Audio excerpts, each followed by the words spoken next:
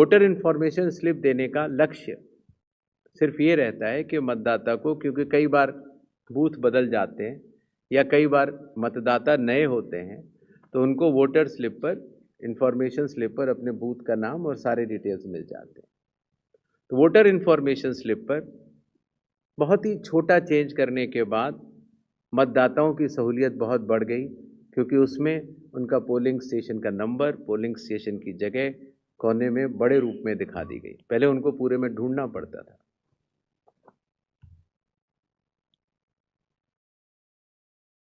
चुनाव आयोग की लगभग विगत कई वर्षों से एक एक करके एप्स बनती चली गई और लगभग 40 एप्स आज की तारीख में चुनाव आयोग के पास है। तो इन सबको एक जगह समन्वित करते हुए, क्योंकि हर मतदाता या हर स्टेक होल्डर हर 40 ऐप को डाउनलोड नहीं कर सकता, तो ECI नेट जैसी मदर ऑफ ऑल एप्स का एक लक्ष्य रखा गया और ECI नेट में अब धीरे धीरे करके सारी ऐप्स आ चुकी हैं और इसका प्रोग्रेसिव इम्प्लीमेंटेशन भी वन स्टॉप डिजिटल प्लेटफॉर्म के रूप में बिहार से शुरू होगा। पोलिंग स्टेशन में मैं आपको बता चुका हूं, जिससे कि क्यूज लंबी न हो और मतदान के समय में मतदाताओं को सहूलियत भी रहे और ख़ास तौर से मतदान के आखिरी घंटों में ज़्यादा भीड़ न हो, इसके लिए संख्या 1200 निर्धारित की गई। कैंडिडेट्स के बूथ पहले मतदान केंद्र से काफ़ी दूर तक लगाए जाने के निर्देश थे, जिससे कि कैंडिडेट्स को भी और मतदाताओं को भी काफ़ी असहूलियत होती थी। और इसीलिए जो पॉलिटिकल पार्टीज़ के संग ज़मीनी स्तर पर EROs की मीटिंग हुई, DMs की मीटिंग हुई, CEOs की मीटिंग हुई, उनसे मिले सुझावों के अनुरूप लोक प्रतिनिधित्व कानून के अनुरूप 100 मीटर की दूरी तक हर कैंडिडेट अगर चाहे तो अपने बूथ्स लगा सकता है। चुनावी प्रक्रिया पारदर्शी हो, उसकी पूर्ण निगरानी हो, ERO भी उसको देख पाएँ और कोई भी अगर गलती पाए जाए तो उसके खिलाफ एक्शन भी लिया जा सके। इसके लिए पहले लगभग 50% प्लस पोलिंग स्टेशंस में वेबकास्टिंग होती थी और अब इसको 100% पोलिंग स्टेशंस में लागू कर दिया गया है, जिससे कि निगरानी तंत्र के लिए सुगमता होगी।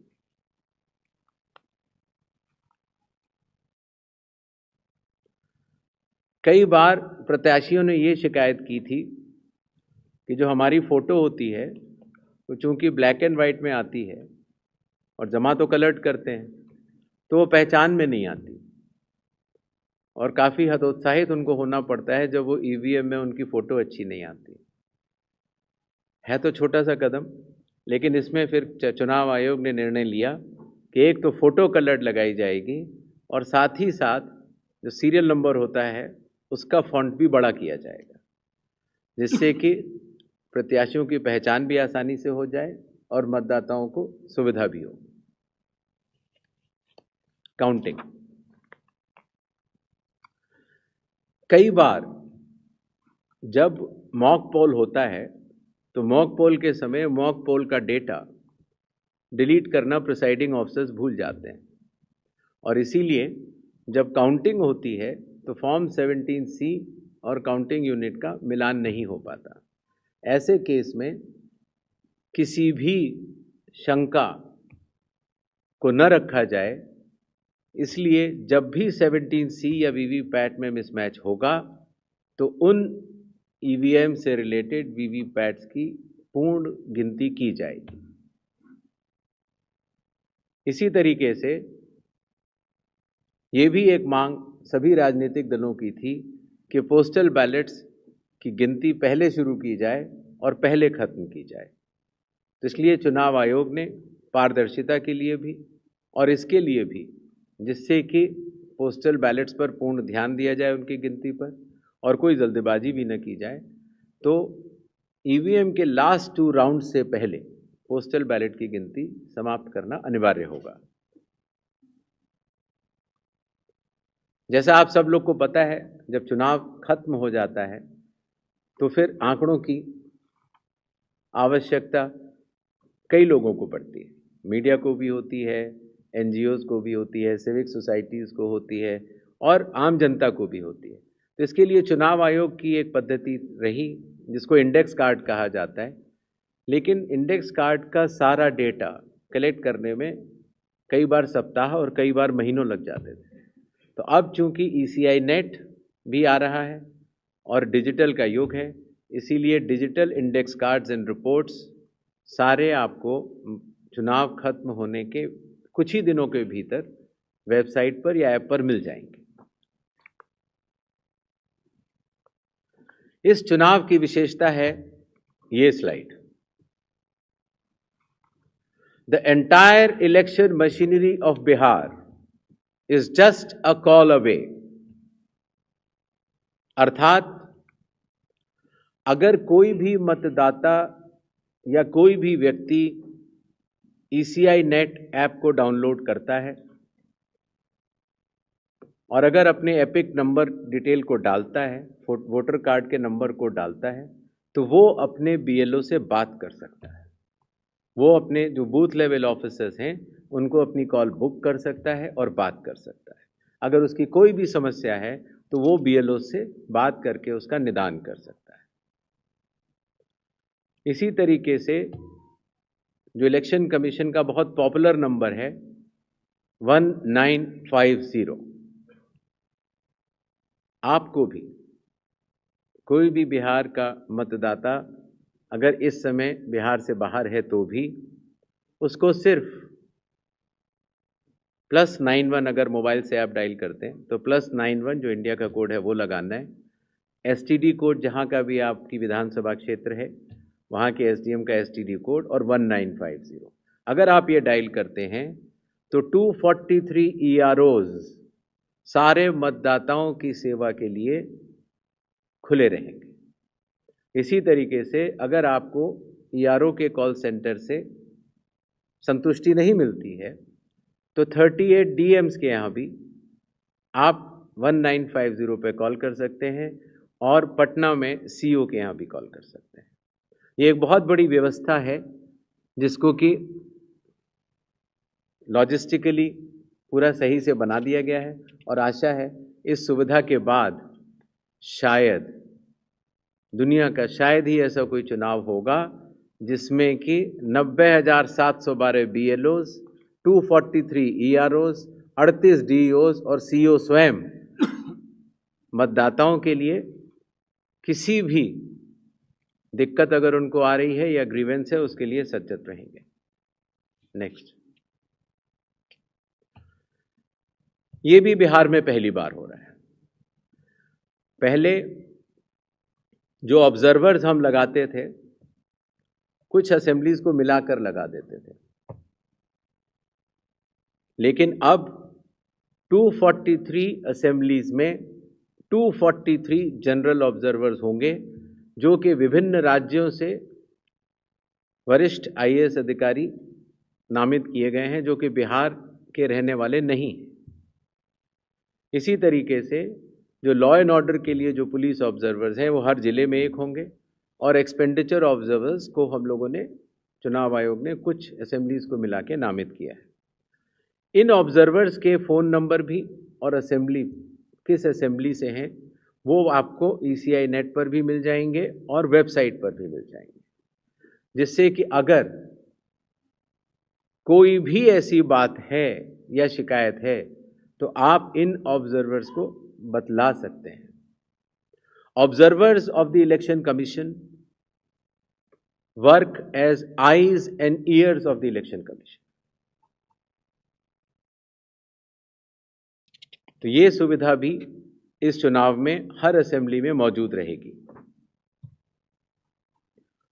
इस बार चुनाव आयोग टेक्नोलॉजी को भी बहुत बड़े तरीके से लीवरेज करना चाहता है।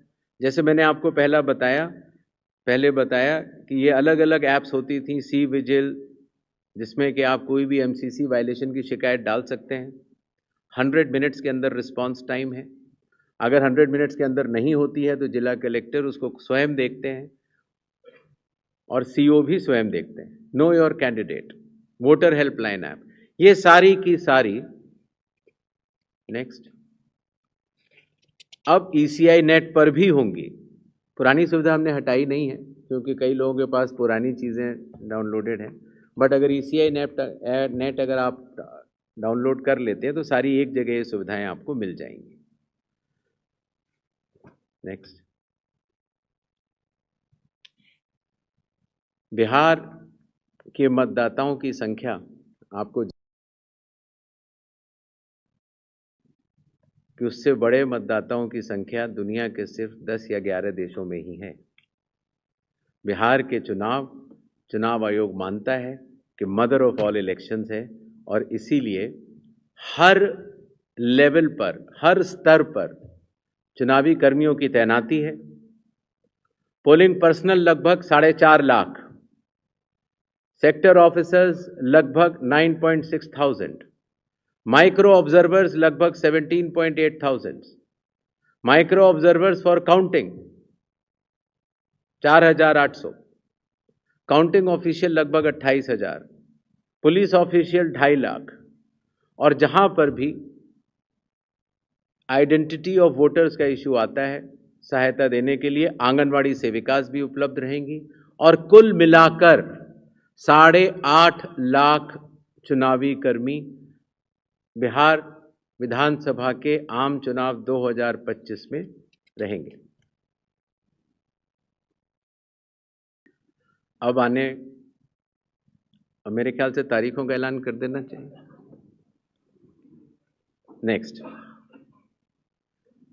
बिहार के चुनाव 2 फेजेस में होंगे। पहले फेज के डेट गैजेट नोटिफिकेशन 10 तारीख को आएगा, दूसरे का 13 को। Last date of making nominations पहले फेज की 17 को होगी, दूसरे की 20 को। स्क्रूटनी 18 और 21। विड्रॉल की आखिरी तारीख 20 अक्टूबर और 23 अक्टूबर। और डेट ऑफ पोल 6 नवंबर थर्सडे और दूसरा 11 नवंबर ट्यूसडे। काउंटिंग 14 नवंबर को होगी और पूरी चुनावी प्रक्रिया 16 नवंबर तक समाप्त कर ली जाएगी। नेक्स्ट, जो बिहार के 38 जिले हैं उनको 2 भागों में बांटा गया है। जो आप पीला रंग देख रहे हैं वो फेज 1 है और जो आप गुलाबी रंग देख रहे हैं वो फेज 2 है। इसकी सॉफ्ट कॉपी आप सब लोग को दे दी जाएगी। नेक्स्ट, बिहार के आम चुनावों के साथ साथ 8 बाई इलेक्शंस भी होंगे। जम्मू कश्मीर के 2, बडगांव और नगरोटा, राजस्थान के अंता, झारखंड की घाटशिला, तेलंगाना जुबली हिल्स, पंजाब में तरनतारन, मिजोरम में दंपा, ओडिशा में नौपादा।